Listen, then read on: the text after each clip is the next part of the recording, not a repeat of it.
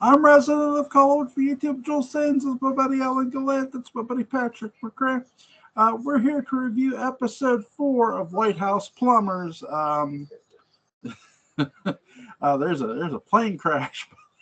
There is. It's got everything in it. It's got kind of all sorts of wonderful stuff in it. Money payoffs, lawyer payoffs. Everybody, they're tossing money like it's frisbees. Well, Yeah, at least absolutely. consult on the lips. When now, well, I'll save that for episode 5. But Sure. here you see a lot of pay. You see a lot of money being paid off. Hunt's wife is really used. She gets involved in a lot of this now. She kind of takes over, to make sure that the family has money. And of course, Liddy doesn't realize that they left him out in the cold because they've decided to give him half of their share. Yeah. So yeah. When do you think Hunt because that's more than the next episode, but with because she dies obviously in real life, right? it happened in real life. Yeah. Okay. Plane crash happened not too long after the arraignments, where she made the deals with certain people in the White House and the committee to reelect, to have a cash flow at least for a certain amount of time. But there was a plane crash. She was killed in it. Yeah. When do you think she realized that? Probably before her death. Do you guys think Hunt's wife, who does ask for a divorce before she gets on the plane, do you think she realized, okay, they're just the White House is just fucking us around? Yeah, I think she did. I mean, being a person that worked as a CIA person in Paris prior to all of this happening, because she was, working for the spy outfit, she would know that there would be a certain deniability that the White House would take, and that they would eventually just cut them out and deny any connection whatsoever. Yeah. Somebody would, McCord or somebody else would just cut them. Especially after people like Liddy are telling McCord he's going to be the one that's going to be blamed. Well, I don't think McCord's just going to sit on his hands. I think he's going to probably, say, hey, we need to cut these guys loose. We need to deny that they even existed in terms of being employed by us. Of course they exist, but so, I mean, she would have figured that out really fast. And I think because, at least as she is depicted by Lena Headey in this particular version of events, she has her eyes wide open. She's not a true believer like her husband typically tends to be. He wants to be, in the mix, the patriotic mix, and all of that sort of thing.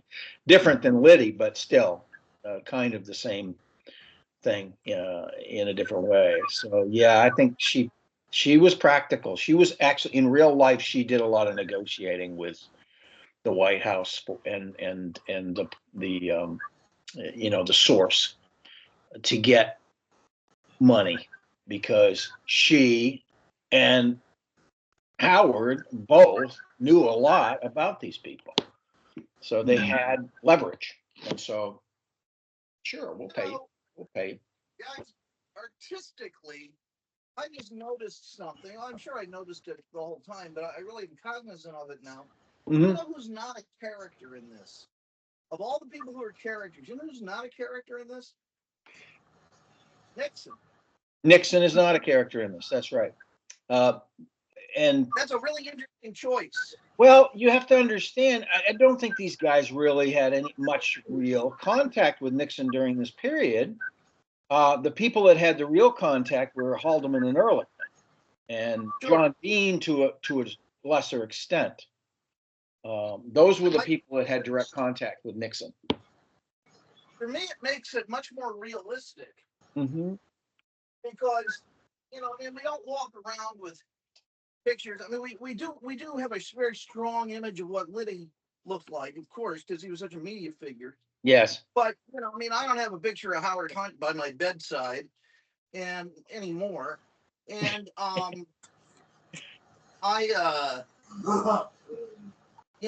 it's that's just a thing. Yes. And so it's easy to identify those other characters with the people they're playing and just go, oh yeah, sure, okay, so that's Mitchell and so on and so forth. Yes. And the guy they have as Liddy is so good. He is. And Well, I mean, so dead like him. Yeah, he co-wrote and co-produced with what's his name. So he was a major shaker in this series. So I think he probably was dreaming up ways of playing him long before it actually got underwritten. Sure, but what I was getting at though is that I think it's easy because you don't see Nixon just to imagine Nixon is still Nixon, which makes everything else kind of by association more realistic. Yeah. And these people wouldn't have gotten. I mean, obviously, the Haldeman and Ehrlichman thing and all of that stuff, we find out that it came down from Nixon to do this, to screw the Democrats, and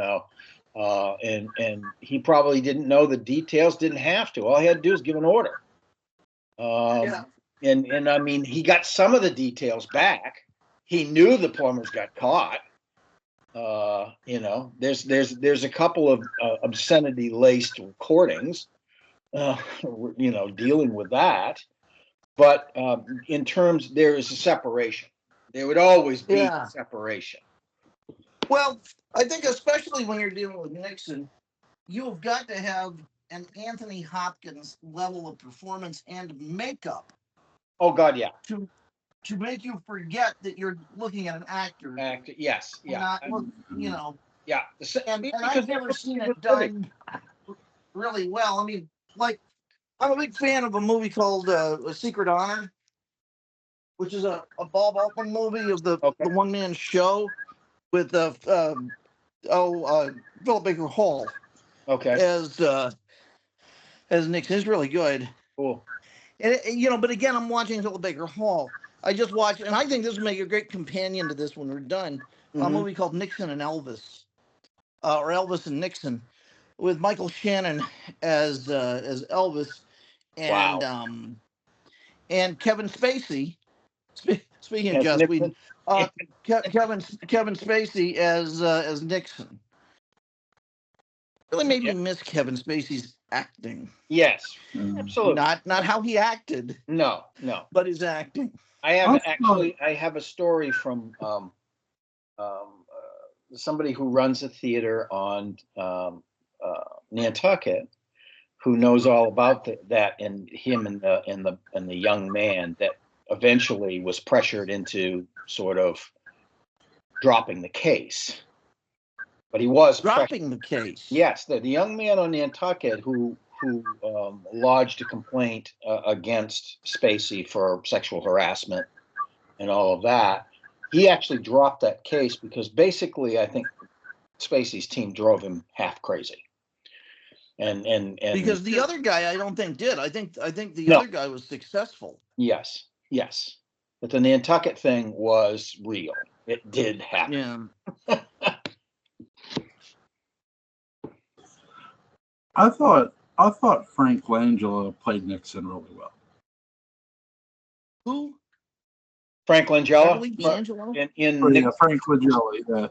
Yeah. In what? In Nixon Frost. Yeah. Oh yeah. Oh, he's very good. Yeah.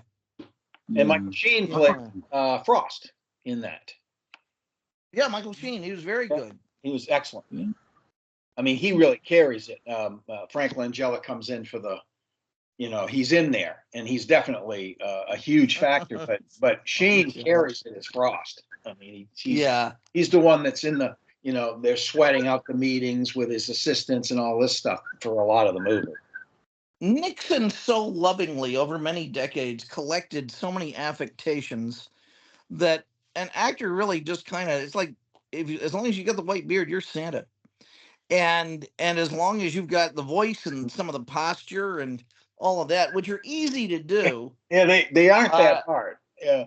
No, they aren't. Now, I'll tell you, a project I would consider doing now, if you had anything good about Nixon in his last days, you know, of statehood, get Dan Aykroyd. Get Dan Aykroyd now. Yes. Because he did such a killer Nixon impression. He did a killer Nixon.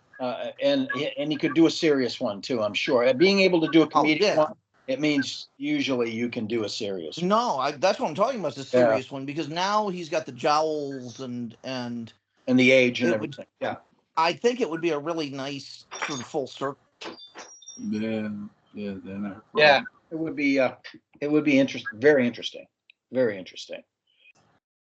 And Aykroyd's an interesting person anyway. His family was big into Dad's the ghost hunter and psychic and all this. And his grandfather was too. Yes, I think. And so he comes by it honestly, I guess is what you'd say about it, because he's big into it too. A lot of that stuff. Interesting guy. I'd love Lincoln's to really and talk to him. You know, they're going when they're going near Watergate. Liddy hopping in the back seat of his car. Oh yeah, just pitches himself over the seat because he's afraid he's going. Oh my God, they're in the Watergate. He's so cool as a cucumber. Yeah. Right before then. Yeah. Yeah. He's on the payphone. He's having conversation. It's like he's like, you got to talk to me. Realizes he's right in front of the Watergate. Yeah. Yeah. It's in the impulsivity, which was definitely a hallmark of Liddy. It's in the impulsivity that you see the real man. Yeah, there's a lot of interviews out there with him in it, definitely. I'll leave some links in the description box for the late court. Oh my God, there's a trove of stuff on Liddy. I mean, self-generated. It's just I listened to the one with Hunt too. Yeah. And there's some recorded debate stuff with Leary. I know there is some stuff out there. Oh, good. Yeah. I'll find it. Because the one I listened to Gordon G. Liddy on the Late Show with Letterman. Yeah, sure. I'm sure Letterman was a bit nervous because Liddy made people nervous. I think he had Liddy on a number of times, though. Yeah, I think. I would not be surprised because he was a great sell and he was a good talk. Yeah. You know, he would go on. You didn't have to do much. What would have been fascinating would have been to set Liddy loose on two of Dave's most notorious guests if he had been Dave's guest host. And that would have been Crispin Glover. What's that? I think he would have enjoyed Harvey's crustiness. No, it would have been Crispin Glover and Oliver Reed. Now, with Oliver Reed, they would have gotten into a knife fight, probably. You know, it would have been, yeah, yeah. I really think Liddy would have punched him, probably, or attempted to, anyway. You know, reached over there, took a dive. Well, yeah, you know, here's the deal. This is how that would play out. Is it would almost be a reverse Foreman, because Liddy would think he was getting in good punches, but Oliver had so much fat and bone that he just could have absorbed blow after blow, not feeling it because of the liquor. Right. And then just finally, when Liddy was beginning to huff a little bit, just take one meaty paw on Liddy's face. Push him down. Hold him at a distance. And he would have done it. That's right. And that's why they call me Mr. Britain. That's right. Gordon, I've had enough of your shenanigans. My God. I'm wasting my drinking time with you. My God. You've made me stop drinking for 15 minutes. How dare Things I said I wouldn't discuss, Gordon, and you have assiduously brought up everyone. You also see in this episode, Hunt used his son and his kids to get in on the Espionage Act, cleaning the equipment, tossing it for the bread. Oh yeah, and of course his wife's response when she finds out about it, which is, absolutely realistic. It's like, you did what? Yeah. But the thing is, the kid then says, "Man, we've been so much closer since then." And Oh, speaking of closer, there's one really creepy moment in this episode. And that's where the son is out riding horses with the mom. Oh, yes. Yeah. It is yeah. I think there's a very purposeful intimation that something was going on between the two of them. Yeah. And not necessarily unwillingly. The way that Hunt No. comes off in this is not as someone who would ever use force, but just they had a very intimate relationship. Yeah, they do. It's a weird and vibe scene. Absolutely. I've seen very few scenes like that in film, and that was disturbingly powerful, and how effortlessly the kid then drops a dime on him for the destruction of evidence, and the mom forgets about the rest of it completely. Right. And I think the kid does that on purpose. Maybe. I think he's gonna out him, and maybe not as gay, but as enjoying some intense bonding time. Yeah, I think too the wife also realizes in this, not just in this episode, but you can tell that she even before she says anything, she has been contemplating this divorce for a while throughout this series. Like, this has been coming. Yeah, he's pushed her. He's pushed boundaries too much. Not being present or involving the kids, or harebrained failures, all of this sort of thing. It builds the pancakes. Yeah, and she clearly is the most competent of anybody. Oh, she's great in this entire series. She's the hero of the series. Yeah.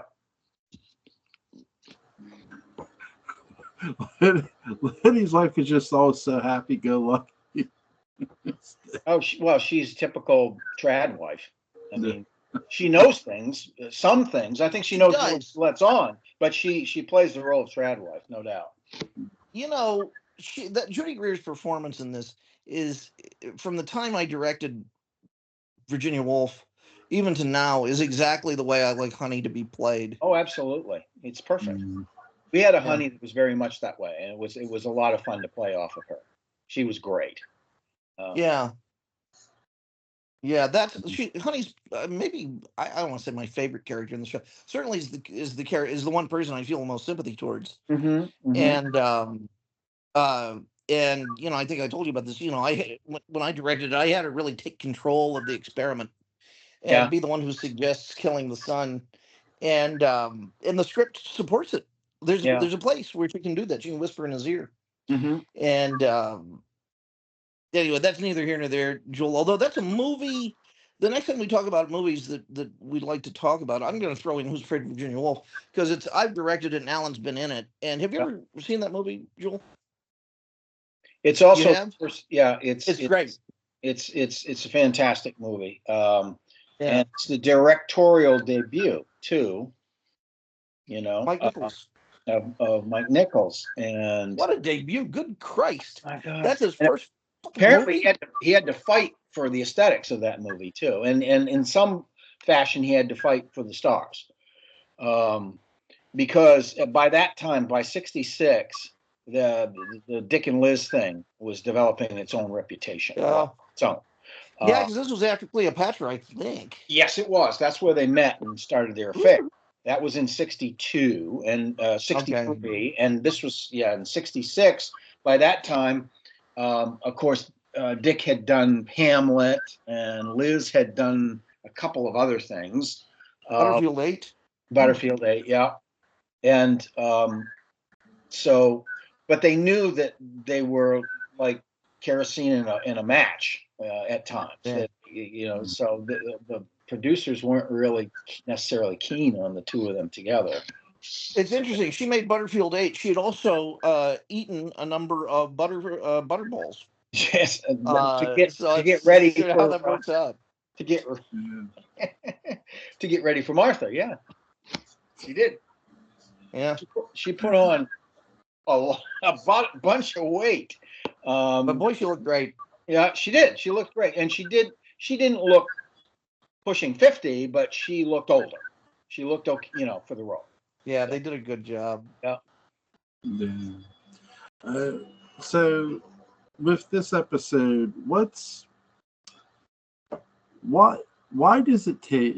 I wanted to save this question for the next episode, but I'll ask now. Why does it take so long for Hunt and Liddy to sort of like, you know what, we're giving it up? Like, why does it? Pride and everything they've done has been about secrecy, and pride in themselves that they can pull this off. They're getting off. And they both fashioned themselves as being the leaders. And so any admission of failure after having insisted they were the leaders for so long was necessarily going to be pointing a finger at themselves. Yeah. I think. I could see that. I also think too. I'm not sold. The one thing I'm not sold about is them realizing, okay, the judge, that by the time the trial starts, the judge, they're gonna throw the book at him.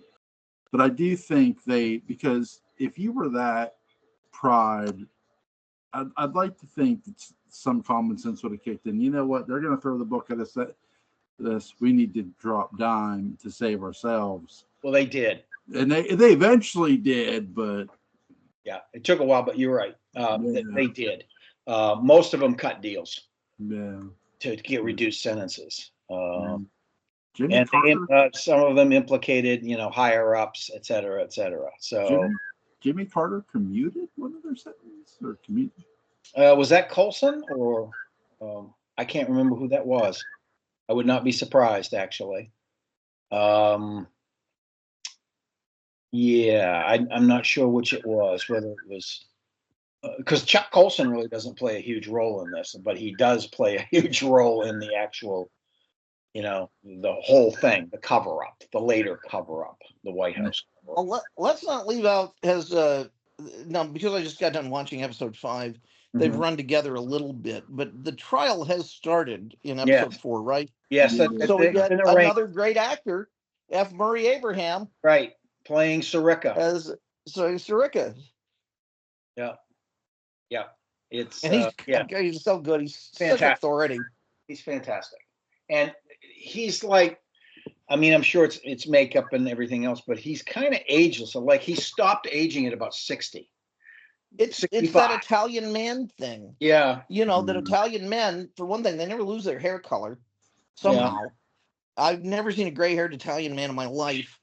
And they all look like Dean Martin. And naturally. Yes. And they guy anyway. Yeah. Yeah, they hit a Mastriani period and they just hang there. Yeah. Yeah. We're trying to think of it. Yeah, the trial, when the trial starts, they're being offered many times to drop dime, and they offer them one last time. And they're like, "Oh, it was me and Liddy." It's like, my God, my God. But that's representative of a generation, and it's also it. I think it really is a redeeming moment because it shows that they are going to be consistent. That they're not going to use all of this, macho, matter of principle talk, and then back away from it when it's personally convenient. I mean, they stick to their guns. The writing in this particular episode, and of course the circumstances surrounding it, one actually for the first time, rather than rolling your eyes at Hunt for all of the stuff that he's pulling, you start to feel for the guy. He's going to lose his wife, and then she gets killed. And he's, that's the last thing is the phone's ringing and all that sort of thing. It's a well set up thing, and you do kind of feel for the guy. You know he's a jackass, Yeah. but you know, it's like I won't say how it happens, but it all leads to the first minute of the next episode, okay. which is the darkest, saddest, and flat out funniest Mm-hmm. minute that the entire miniseries has. And Does God, it- Woody Harrelson Yeah. is so good in just that 1 minute at the beginning. What a feast for an actor. Yeah. And I mean, that sounds to me like that totally embodies the concept of being a black comedy from the first moment anyway. And it is. Not now, Gordon. Yeah. Freaking massive migraine. And you laugh, and then it cuts to the sun, and you feel terrible. Right. And then they do it again, Yeah. and you laugh, and then it cuts to the sun, and you feel terrible. Wow. I mean, it's what it would have been like to have sat next to Hunt. Yeah. At that moment. Yeah. That's episode 5. We'll talk about it tomorrow. It's so good. Somebody running interference there for you there, Jewel? Yeah. My wife just got home. Oh, hey, Julie. Hi. Julie, we got to thank you again. This was just a 10 out of 10 experience. You're welcome. I'm glad you guys are enjoying talking about that stuff. All that jazz. Yeah. Jazz. Yeah, but Sorry, don't mind me. I'm exhausted. That's it. Listen, you're a hardworking woman. That's right. And we love you. I love you guys too. Thank you, Julie. What's from the actual like historical facts to the overall series? What's something that you watched in this series that you weren't expecting to see? Something that caught you off guard. Almost any of it. I think the humanizing moments for both of them, they're hard to pull off with Liddy. They really are. I mean, he is the comic relief. He is in this. back. Yeah. But there's still, it's those moments of impulsivity where the mask slips. Like and he guy goes from the being back seat of the car. he goes the back seat, and he does it so quickly. Yeah. It's almost like it's undercranked. Yeah. Yes, absolutely. I think mine to me is the next episode where he just bends over and spreads his cheeks, and it's like, really, dude? Literally, yeah. Bring it in, ladies. Yes. We'll talk about that tomorrow. See you guys now Friday for what is it? We're doing the Western. Butch Cassidy and Sundance Kid Friday at 10:15. So you guys know. Okay. I wanted to update you guys on that. But I'll see you guys tomorrow for the final episode. It's really, really good. I watched it twice yesterday. Jewel, really I gotta good. tell you, you maintain such a diplomatic and good-humored sense of professionalism on these. And there are times when I just step back and I really, really, really take stock of it, and I really admire it. And I don't think that gets said enough. But I'm very cognizant of that right now. You do a really good job with these. Especially I'll since you got try. 2 kids in a playpen here throwing sand at each other around you. Yeah, it's really interesting what they do here too in the entire series, because there's things I didn't learn about in history class about the 2 men, but there's things we were told, like, hey, they were committed. We more learned, like in history class, you more learn about Nixon himself, about like what he ordered, what he did. That's things we were taught, and we were told about, like we were showed All the President's Men, for example. Yes. In history class. Great movie. And great movie. And we were told about Nixon, and we were shown Nixon's speech and everything like that. And it's like, Nixon was a crook in every way. But that was the perspective at the time. Yeah. I lived through it. I was 14 when he resigned. That was the perspective at the time. Nixon was really the central figure in it, and should have been. In terms of the investigations. All the other characters were ancillary. We knew about them. We knew about Haldeman and Ehrlichman. We knew about the Plumbers and all of that. But the Plumbers, I don't think I knew the Plumbers by name, except when I heard them in the news, in passing. But I never kind of kept them in memory as a kid, between the ages of 12 and 14, 15 years old. But Nixon, Haldeman, Ehrlichman, those guys, because those were the top guys, and they were the ones that got, of course, the most focus because they were in the executive branch. A name I really was hoping would somehow come up in this, just because it's my favorite name from this whole era. Can you guess? Bibi Rebozo. Bibi Rebozo, yes. My good friend Bibi Rebozo down in Florida. Yes. Yeah. That was the least of Nixon's worries, although it was definitely scandalous at the time. He was the Cato Kalin of all of this. Yes, he kind of was. Sitting on his little boat. Oh my God. Sorry. Link to the Dark Shadows Daybook on Patrick Gray's Dark Shadows Daybook on Mouse going to be in the description box. Link to Gallant's YouTube channel called Sport After Dark. I'm not a crook. And tomorrow will be episode 5 for White House Plumbers. I'll see you guys tomorrow night. See you later. Take care.